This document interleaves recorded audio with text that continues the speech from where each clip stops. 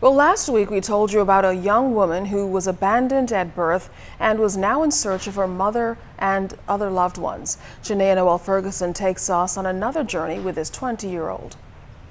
We continue our quest in helping 21-year-old Carissa Comer find her biological parents after she was abandoned in hospital at birth, suffered alleged abuse from her adopted mother, and became a ward of the state. Now at 21 years old, Carissa finds herself homeless and unemployed. But despite her situation, she's not lost hope of finding her birth mother.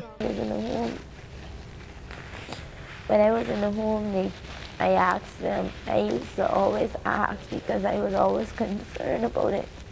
They told me, well, Carissa, because of certain things, we don't want you to feel bad, and some of the things we may tell you, you may be hurt, so we have to release that when you get a certain age. And they told me they cannot help me. She said they cannot help me, and that is a closed case. Now, we reached out to officials from social services to see what options would be available to Carissa to help her find her parents. Deputy Director in charge of Child Placement Services, Lorraine Devalier, explained the process for children in the system in search of their parents. If they approach us, what we would do is we would contact the natural parents and we would tell them that the child is trying to contact them, and would they approve that request?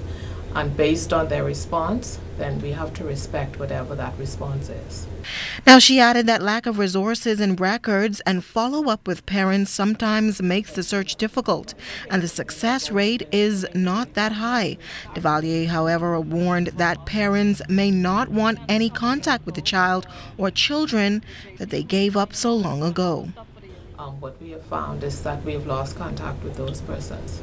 And so the information that we would have had on file years and years gone by, that information has changed. Of course, the telephone numbers have changed, the addresses have changed. And so what we do to try to get in contact with them, we put on radio announcements and we hope for a response. And unfortunately, we have not gotten any responses. And for Carissa, that's a reality that she's willing to face. I'm ready to accept it. But to know about it would make me feel better. But not knowing nothing, not knowing my history, nothing, it's hurt me. It's a lot of hurt. Well, the search does not end here for 21-year-old Carissa Comer. From the time her story first aired, we were able to help her get living assistance, communication, and also attempts are being made to help her get a full-time job.